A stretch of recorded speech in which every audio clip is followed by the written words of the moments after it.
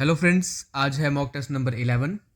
आपका जो 18th of जन को एग्ज़ाम होने वाला है टेरिटोरियल आर्मी का, उसमें 20 क्वेश्चन है जीके के, 15 है जनरल साइंस के और 15 है मैथ्स के। ठीक है, तो हर एक क्वेश्चन 2 नंबर का होगा और आपका जो नंबर ऑफ क्वेश्चन होंगे वो 50 होंगे। तो आपका ये टोटल जो कितने नंबर का पेपर होने वाला है, 100 नंबर का। ठीक है, तो स्टार्ट करते हैं अपनी पहली सेक्शन से, जनरल नॉलेज सेक्शन से।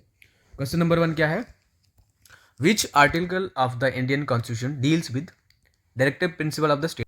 इसमें पूछा गया कि डीपीएसपी जो होते हैं, ठीक है, directive principle of the state policies, ये कौन से आर्टिकल्स में आते हैं। ठीक है, तो याद रखना ये डील करते हैं आर्टिकल 36 से लेके 51 के बीच में आते हैं आपके। इन सब में जितने भी आर्टिकल आते हैं 36 से लेके 51 तक, वो डीपीएसपी से डील करते हैं। ठीक है, डीपीएसपी से डील करते हैं। जो आर्टिकल 14 टू 32 है, ये हैं फंडामेंटल राइट्स। आर्टिकल 19 टू 22 इसमें आता है राइट टू फ्रीडम। ठीक है, राइट टू फ्रीडम जो आपका फंडामेंटल राइट है, कौन सा वाला? Right to freedom. तो ये आता है आपका आर्टिकल 19 टू 22। आर्टिकल 51A इसमें आता है आपका फंडामेंटल ड्यूटीज़ जो आपके कॉन्स्टिट्यूशन में दी हुई है। अगले क्वेश्चन पे चलते हैं। Last governor general and first viceroy of India. तो लास्ट गवर्नर जनरल और first viceroy of India कौन था? ऑप्शन है Lord Dalhousie, Lord Canning, Warren Hastings, Cornwallis. तो इसका राइट आंसर क्या है? बी है, लॉर्ड कैनिंग। ठीक है, अगले क्वेश्चन पे चलते हैं। First state to implement green hydrogen policy. तो पहली कौन सी स्टेट बनी थी जिसने ग्रीन हाइड्रोजन पॉलिसी को इम्प्लीमेंट किया? ये जो आपका क्वेश्चन है ये करंट से रिलेटेड है। ठीक है, तो याद रखना महाराष्ट्र पहली स्टेट बनी थी जिसने ग्रीन हाइड्रोजन पॉलिसी को इम्प्लीमेंट किया। अगले क्वेश्चन पे चलते हैं। Which article abolish untouchability. हमारे कॉन्स्टिट्यूशन का कौन सा आर्टिकल है जो एबॉलिश करता है, मतलब ख़त्म करता है किसको? अनटचेबिलिटी को। ठीक है, तो ये आपका आर्टिकल 17 है। अगले क्वेश्चन पे चलते हैं। इंडियाज़ क्लीनेस्ट सिटी, इंडिया की जो सबसे क्लीनेस्ट सिटी वो कौन सी है? तो याद रखना ये इंदौर है। इंदौर कहाँ है? एमपी में है। तो ये जो इंदौर है ये पिछले काफ़ी 2-3-4 साल से फर्स्ट नंबर पे है क्लीनेस्ट सिटी में। ठीक है, रैंक इसका नंबर 1 है। आर्टिकल 21 डील्स विद, जो आर्टिकल 21 है ये इनमें से कौन से वाले फंडामेंटल राइट के साथ डील करता है? तो फर्स्ट क्या है ऑप्शन आपका? राइट टू इक्वलिटी, ये आर्टिकल 14 में आता है। Right to freedom of speech, ये आर्टिकल 19 में आता है। राइट अगेंस्ट एक्सप्लॉयटेशन, ये आर्टिकल 23-24 में आता है। Right protection of life and personal liberty, जो जितने भी आपके राइट्स जो भी आपकी लाइफ से रिलेटेड हैं, ठीक है, वो आते हैं आपके आर्टिकल 21 में। ठीक है, तो आपका आर्टिकल 21 डील करता है protection of life and personal liberty. अगले क्वेश्चन पे चलते हैं। Question number 7, Mohenjodaro was discovered by. जो ये मंजोदारो करके एक जगह है, मतलब साइट है, किसकी साइट है? इंडस वैली सिविलाइजेशन की साइट है। ठीक है, तो इसको डिस्कवर किसने किया था? याद रखना ये आर.डी. बनर्जी ने किया है। किसने? आर.डी. बनर्जी ने किया था। हड़प्पा को किसने किया था? दयाराम सयानी ने 1921 में। ठीक है, और इसको 1922 में किया था। ठीक है, अगले क्वेश्चन पे चलते हैं। करेंसी ऑफ इंग्लैंड, इंग्लैंड की करेंसी का कौन सी है इनमें से? ठीक है, euro, dong, real, pound sterling. तो याद रखना इसका आंसर है ए, पाउंड स्टर्लिंग। अगले क्वेश्चन पे चलते हैं। Father of white revolution in India. Father of white revolution, जी ये जो वाइट रेवोल्यूशन था ये किससे रिलेटेड है? ये आपका जो वाइट रेवोल्यूशन है ये किससे रिलेटेड है? मिल्क। ठीक है, मिल्क के लिए लाया गया था वाइट रेवोल्यूशन, और इसको ऑपरेशन फ्लड के नाम से भी जाना जाता है। ठीक है, ऑपरेशन फ्लड। ठीक है, ऑपरेशन फ्लड के नाम से भी जाना जाता है। ये कब आया था? 1970s में। ठीक है, मतलब जब 1970 के आसपास, 70 में आया था। ठीक है, तो इसके फादर कौन है? इसके फादर हैं वर्गीस कुरियन, जो बी ऑप्शन इसका आंसर है। Largest delta in the world, दुनिया का सबसे बड़ा डेल्टा कहाँ पे है, कौन सा वाला है? ठीक है, याद रखना। क्वेश्चन नंबर 10 का आंसर क्या है? इसका राइट आंसर है ए, सुंदरबन डेल्टा। जो कौन बनाता है? गंगा एंड ब्रह्मपुत्र रिवर्स बनाती हैं। कहाँ पे? ये आपके वेस्ट बंगाल, बांग्लादेश के साथ लगता है। ठीक है, अगला क्वेश्चन पे चलते हैं। National sports day, national sports day कब मनाया जाता है? ठीक है, तो याद रखना इसके लिए ऑप्शन क्या क्या दिए हुए हैं? 29 अगस्त, 28 फरवरी, 8 मार्च, 5 जून। तो इसका राइट आंसर क्या है? 29 अगस्त को बनाया जाता है national sports day. INS Arihant, ठीक है, ये जो INS अरिहंत है ये इनमें से क्या है? ठीक है, स्कॉर्पियन क्लास सबमरीन है, डिस्ट्रॉयर है, एयरक्राफ्ट कैरियर है, जहाँ न्यूक्लियर पावर सबमरीन है। तो इसका आंसर है डी, न्यूक्लियर पावर सबमरीन है आपकी इंडिया की पहली। कौन? INS Arihant nuclear powered submarine है। अगले क्वेश्चन पे चलते हैं। Which country is the birth place of cricket? मतलब जो क्रिकेट है, ठीक है, क्रिकेट का ओरिजिन, ठीक है, कौन सी कंट्री से हुआ, मतलब क्रिकेट कौन सी कंट्री ने स्टार्ट किया? तो याद रखना इसका आंसर है, ऑप्शन पढ़ लेते हैं पहले, Australia, England, India, south Africa. इसका राइट आंसर क्या है? इंग्लैंड। इंग्लैंड ने शुरू किया था, ठीक है। अगले क्वेश्चन पे चलते हैं। फर्स्ट वर्ल्ड वॉर, जो पहली वर्ल्ड वॉर हुई थी, वो कब स्टार्ट हुई? ऑप्शन है 1914, 1930, 1950, 1990। तो याद रखना ये स्टार्ट हुई है 1914 में और ख़त्म हुई थी 1919 में। कब से कब? 1914 से लेके 1919 तक चली थी फर्स्ट वर्ल्ड वॉर, ठीक है। अगले क्वेश्चन पे चलते हैं। Neeraj Chopra is related to which sport? जो नीरज चोपड़ा हैं बहुत फेमस है इंडिया के, बताओ ये इनमें से कौन सी स्पोर्ट्स से रिलेटेड है, मतलब इनमें से कौन सा स्पोर्ट्स, ठीक है। तो ऑप्शन है वेट लिफ्टिंग, ठीक है, जेवलिन थ्रो, रेसलिंग, शूटिंग। तो राइट आंसर क्या है? Javelin throw. जेवलिन थ्रो, ठीक है, से रिलेटेड है नीरज चोपड़ा। त्रिशूल इज इंडियाज, जो त्रिशूल है ये इंडिया की क्या है? ठीक है, इसका आंसर क्या है? इसका आंसर है short range surface to air missile. कौन सी है ये? Short range surface to air missile है, ठीक है, शॉर्ट रेंज की है त्रिशूल। अगले क्वेश्चन पे चलते हैं। कावेरी रिवर ओरिजिनेट फ्रॉम, जो कावेरी रिवर है साउथ इंडिया की, ये कहाँ से ओरिजिनेट होती है, कहाँ से निकलती है? तो ऑप्शन है अमरकंटक प्लेट्यू, हिमालयाज, अरावलीज, ब्रह्मगिरी हिल, कर्नाटका। तो इसका राइट ऑप्शन है सी, ब्रह्मगिरी हिल्स कर्नाटका से ओरिजिनेट होती है। अगले क्वेश्चन पे चलते हैं। Which article deals with fundamental duties, जो हमारे कॉन्स्टिट्यूशन में फंडामेंटल ड्यूटीज़ दी गई हुई हैं, ठीक है, बताओ कौन सा आर्टिकल डील करता है फंडामेंटल ड्यूटीज़ से? तो याद रखना आर्टिकल 51A जो है ये फंडामेंटल ड्यूटीज़ से डील करता है, ठीक है। बाकी आपको पता होगा आर्टिकल 32 को बोलते हैं heart and soul of Indian constitution, ठीक है। एंड 21A क्या है? RTE, राइट टू एजुकेशन, ठीक है, राइट टू एजुकेशन। 21A जो आर्टिकल 21 है वो हमने भी पढ़ा, ठीक है, राइट टू लाइफ प्रोटेक्शन, ठीक है। अगले क्वेश्चन पे चलते हैं। बताओ कौन से प्लैनेट को ग्रीन प्लैनेट बोला जाता है? कौन से प्लैनेट को ग्रीन प्लैनेट बोला जाता है? Which planet is known as green planet? तो इसका आंसर क्या है? तो ग्रीन प्लैनेट बोलते हैं आपके यूरेनस को, ठीक है, Uranus is known as green planet. अगले क्वेश्चन पे चलते हैं। Solar eclipse occur, solar eclipse क्या होता है? जब सूर्य ग्रहण लगता है, ठीक है, सोलर इक्लिप्स उसको बोलते हैं। ये कब होता है? ठीक है, solar eclipse occur when earth is between sun and moon, moon is between sun and earth, sun between earth and moon, all in straight line always, ठीक है। तो इसका राइट आंसर क्या है? जब मून जो है, जब जो चांद है वो सन और अर्थ के बीच में आ जाता है तब लगता है सोलर इक्लिप्स, तब लगता है सूर्य ग्रहण, ठीक है। तो इसका राइट आंसर बनेगा बी। क्या? बी बनेगा। तो इसके साथ हमारा GS वाला जो जनरल नॉलेज वाला GK वाला पोर्शन है वो खत्म हो गया। अब हम बात करते हैं जनरल साइंस की, ठीक है। Which gland is known as master gland of the body? Master gland of the body किसको बोलते हैं? तो मास्टर ग्लैंड किसको बोलते हैं? पिट्यूटरी ग्लैंड को बोलते हैं, ठीक है, इसको बोलते हैं master gland of the body. अगले क्वेश्चन पे चलते हैं। Which instrument observe micro organisms, ठीक है, इनमें से कौन सा वाला ऑर्गेनिज्म है जिसको हम यूज़ करते हैं छोटे छोटे ऑर्गेनिज्म के बारे में, मतलब उनको ऑब्जर्व करने के लिए, उनके बारे में स्टडी करने के लिए, ठीक है, मतलब उनको देखने के लिए। तो माइक्रो ऑर्गेनिज्म मतलब ऐसे ऑर्गेनिज्म जिनको हम नेक्ड आई से नहीं देख सकते। तो याद रखना है इसमें से जो ऑप्शन दिए हैं टेलीस्कोप, माइक्रोस्कोप, स्टेथोस्कोप, पेरिस्कोप। तो राइट आंसर है माइक्रोस्कोप। माइक्रोस्कोप का हम यूज़ करते हैं, ठीक है। अगले क्वेश्चन पे चलते हैं। Acceleration due to gravity on earth, जो एक्सेलेरेशन ड्यू टू ग्रेविटी होती है अर्थ पे वो कितनी होती है, ठीक है। तो याद रखना ये होती है 9.8 मीटर पर सेकेंड स्क्वायर, ठीक है, ये होती है एक्सेलेरेशन ड्यू टू ग्रेविटी, जो ग्रेविटी की की वजह से जो एक्सेलेरेशन होती है वो ये होती है 9.8 मीटर पर सेकंड स्क्वायर। अगले क्वेश्चन पे चलते हैं। हैवी वाटर फार्मूला, जो हैवी वाटर होता है उसका फार्मूला क्या होता है? तो जो हैवी वाटर होता है उसका फार्मूला क्या होता है? D2O, ठीक है, डिटोरियम ऑक्साइड होता है ये, ठीक है, D2O।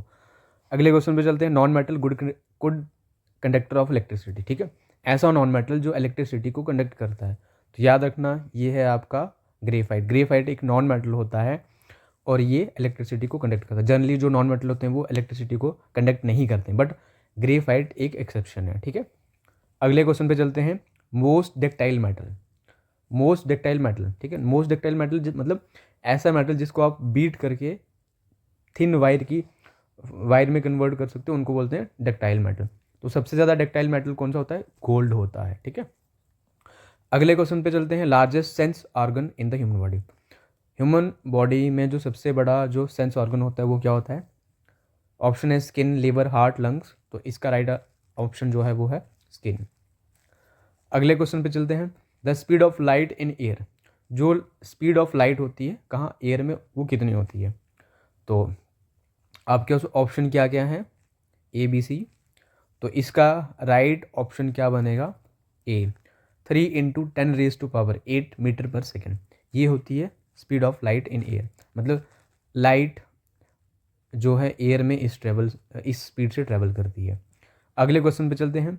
Baking soda chemical formula, जो बेकिंग सोडा होता है उसका केमिकल फार्मूला क्या होता है? तो इसका केमिकल नेम क्या होता है? Sodium bicarbonate, sodium. और इसका केमिकल फार्मूला क्या होता है? NaHCO3, ठीक है, ये इसका डी इसका राइट आंसर है।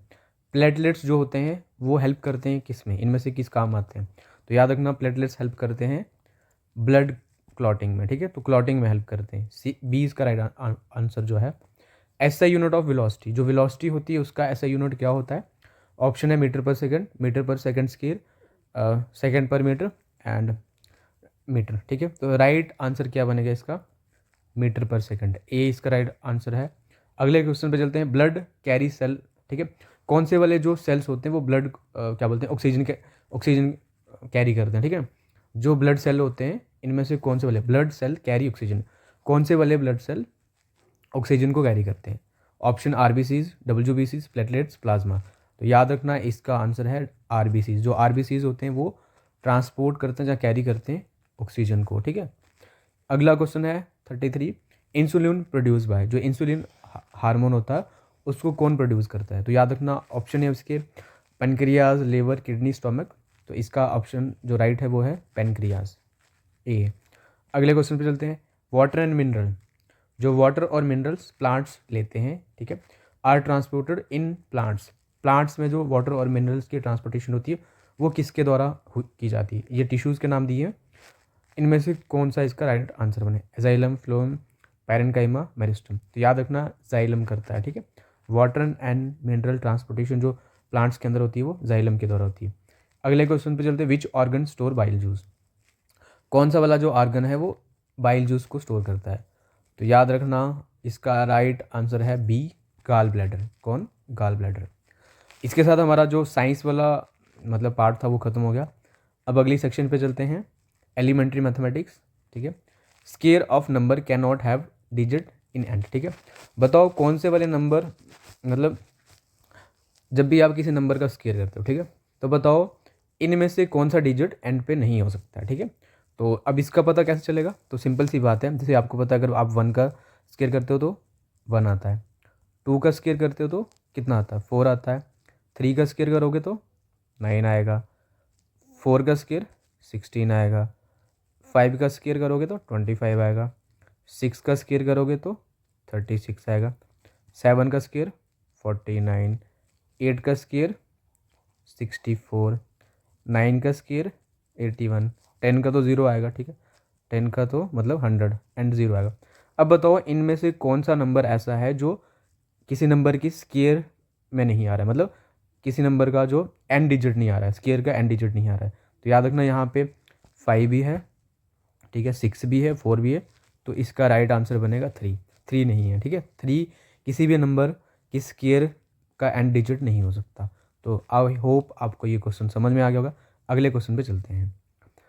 9 person finish a work in 25 days, 15 person do the same work in how many days. ठीक है, बताओ उनको कितना टाइम लगेगा। अगर 9 लोग हैं और वो एक काम को करते हैं 25 दिन में, ठीक है, तो बताओ अगर 15 लोग होंगे तो वो उस सेम काम को कितने दिन में ख़त्म करेंगे।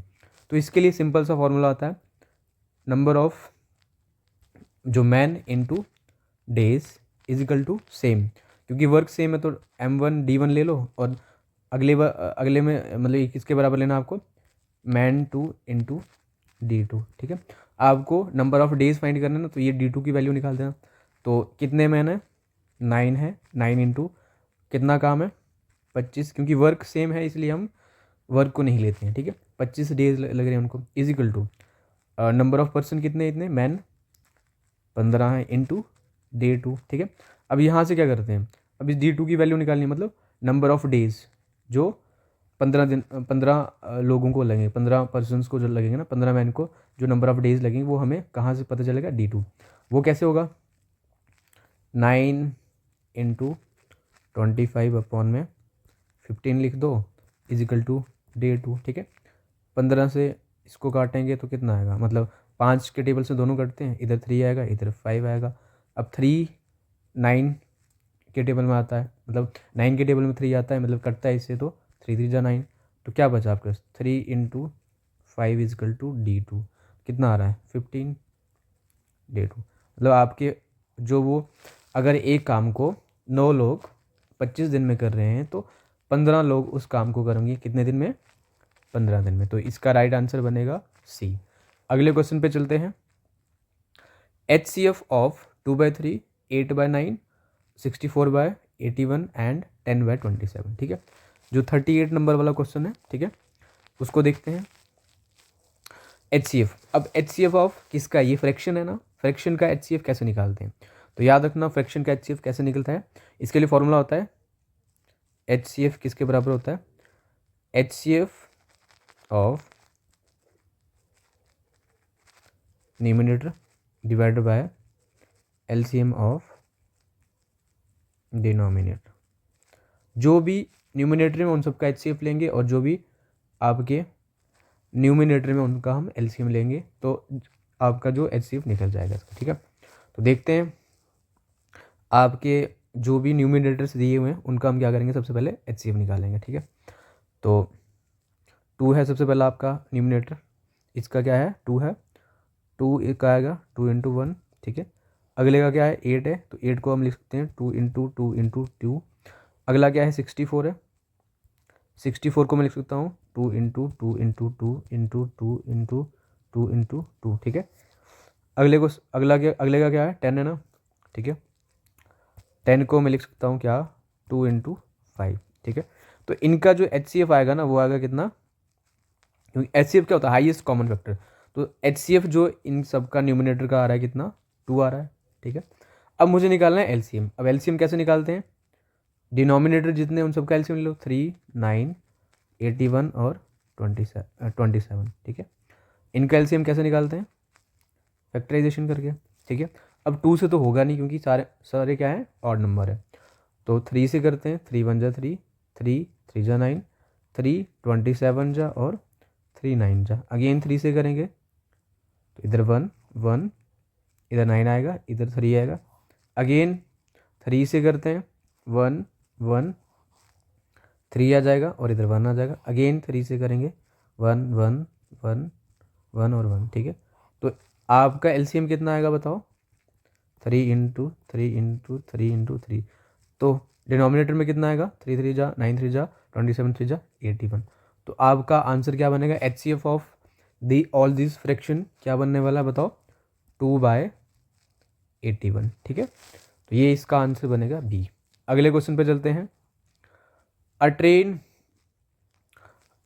जिसकी लेंथ 240 मीटर है long passes a pole in 24 second. ठीक है, बताओ उस वो ट्रेन कितना टाइम लगाएगी एक 650 मीटर लॉन्ग प्लेटफॉर्म को। ठीक है, a train of 240 metre long passes a pole in 24 second. ठीक है, how long will it take to pass the platform, उस प्लेटफॉर्म की लेंथ कितनी है 650 मीटर लॉन्ग, ठीक है। तो आपको आपको क्या करना है, इसका क्या निकालना है,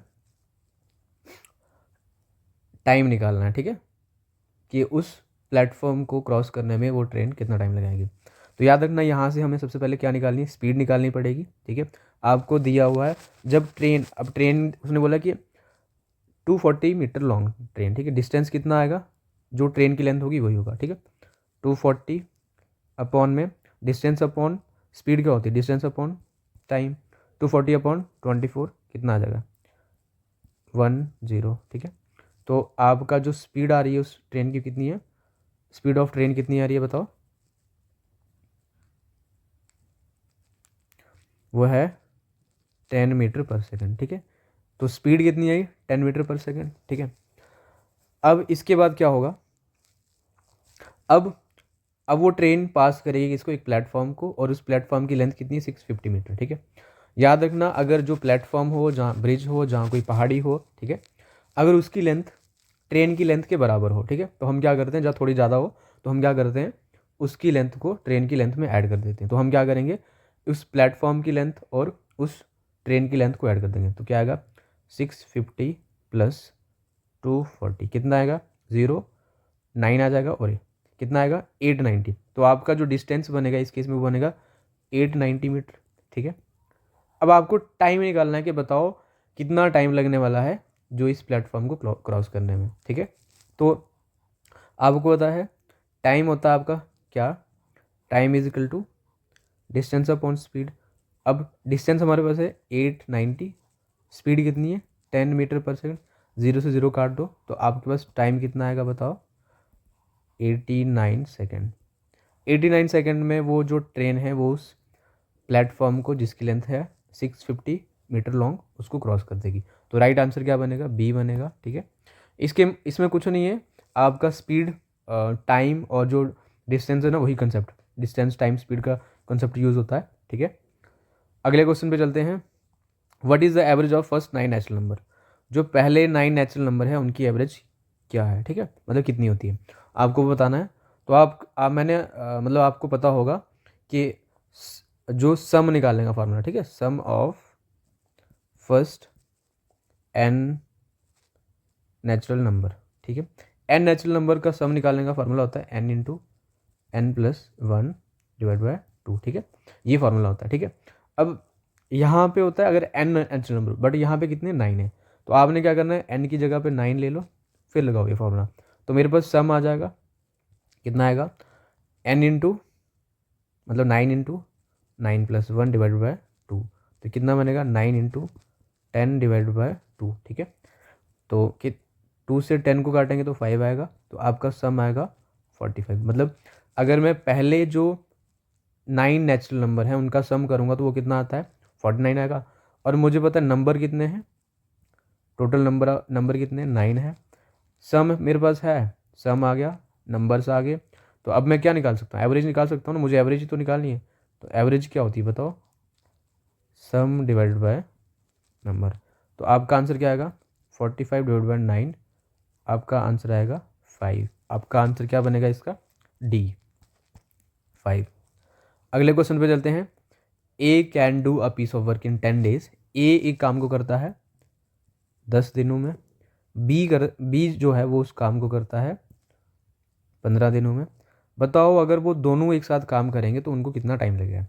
तो इस केस में हम क्या करते हैं, दोनों का एलसीएम लेते हैं 10 और 15 का, ठीक है। 10 और 15 का एलसीएम लेंगे तो बताओ कितना आएगा 30 आएगा। यहाँ से हम क्या करते हैं 30 से मैं अगर 10 को डिवाइड करूँ तो कितना आता है 3। एक दिन ए जो है वो एक दिन में 3 यूनिट काम करता है, बी कितना करता है, मैं 30 को 15 से डिवाइड करूँगा तो कितना आएगा बताओ 2 आएगा। मतलब ए जो है वो एक दिन में 3 यूनिट काम करता है, टोटल वर्क कितना है 30 है ना, 30 यूनिट। ए करता है एक दिन में 3 यूनिट, बी करता है एक दिन में 2 यूनिट।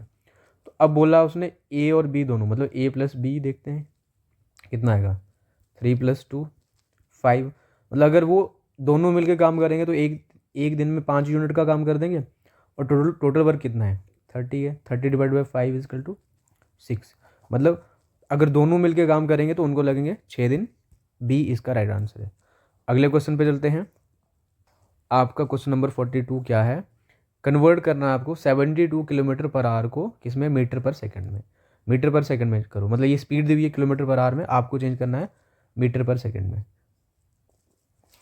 तो हम क्या करते हैं, जब भी हमें किलोमीटर पर आवर से मीटर पर सेकंड में जाना हो तो हम क्या करते हैं, जैसे हमारे पास 72 किलोमीटर पर आवर दिया हुआ, ठीक है, हम इसको मल्टीप्लाई कर देंगे 5/18 से, तो हमारा ये चेंज हो जाएगा कि इसमें जो भी है वैल्यू मीटर पर सेकंड में, ठीक है। तो देखते हैं क्या बनेगा। 18 से ये कटता है, 18 4 जा कितना आ जाएगा 72, तो आपके पास बचा कितना 4 × 5, 4 × 5, तो आपको पता है 5 4 जा कितना होगा 20 मीटर पर सेकंड, ठीक है। ये इसका ऑप्शन नंबर सी आपका आंसर बन जाएगा। अगले क्वेश्चन पे चलते हैं। Calculate the simple interest on ₹5,000 at the rate of 25% per annum for 2 years.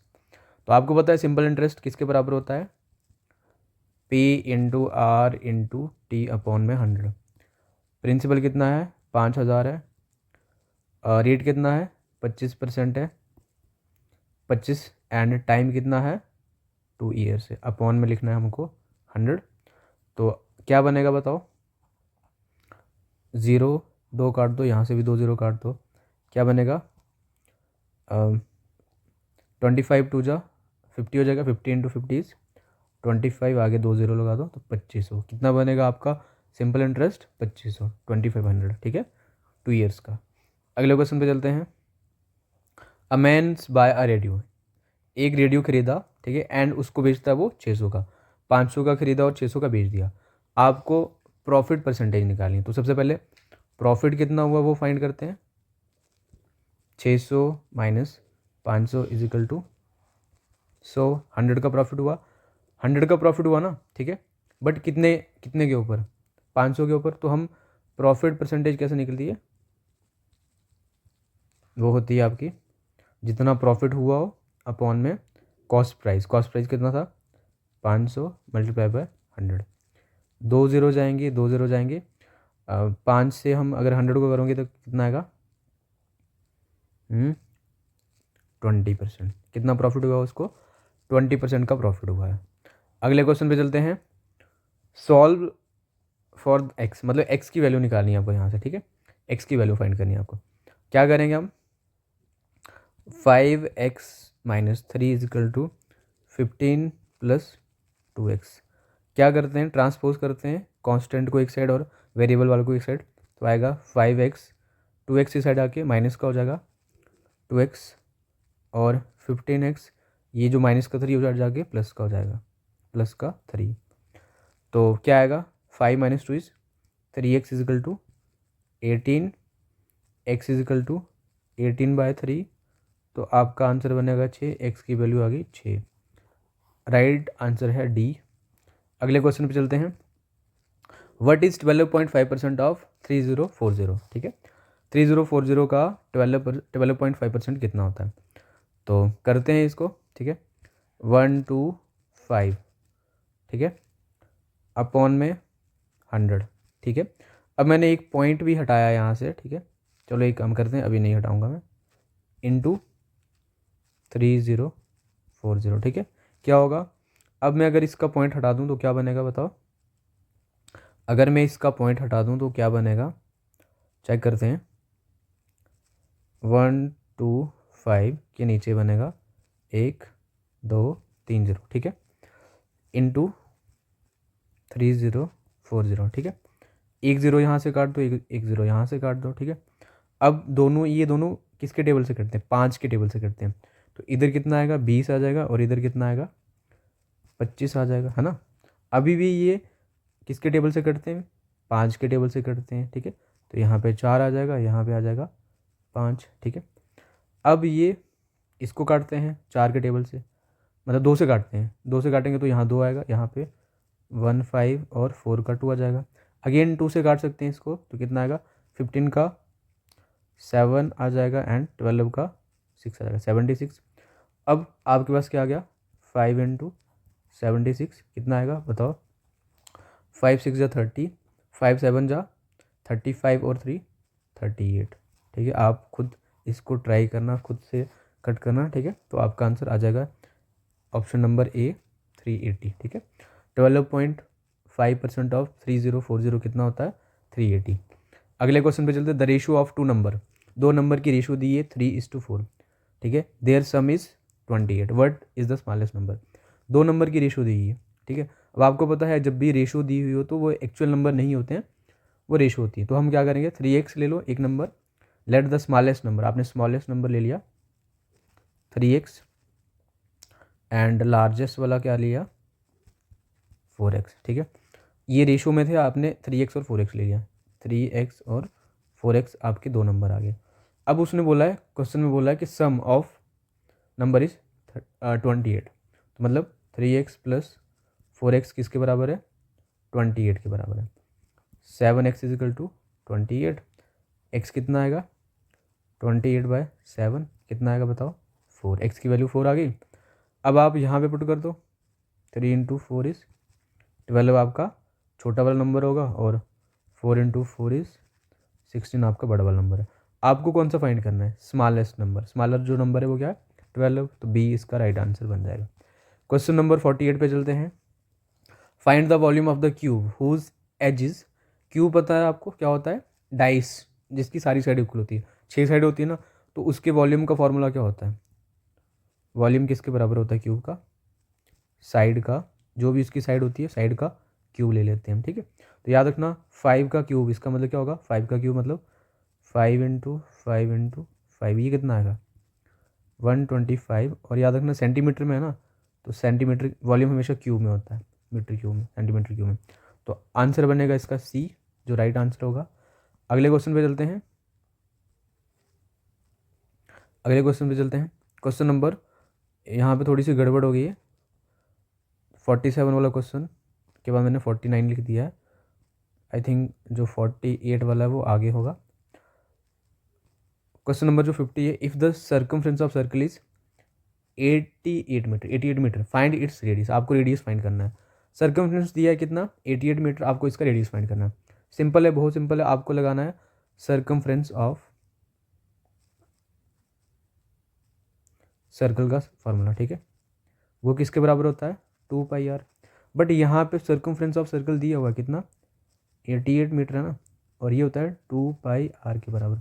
उसने बोला पाई की जगह भी यूज़ करो 22/7, तो हम लिखेंगे 88 इज इक्वल टू 2 × 22/7 और इंटू आर है, हमें इस आर की वैल्यू निकाली है ना, तो हम क्या करेंगे इसको लिखेंगे हम ऐसे 88 अपॉन में 2 × 22 है ना, और ये जो 7 है इधर आके मल्टीप्लाई में आ जाएगा ना, ×7।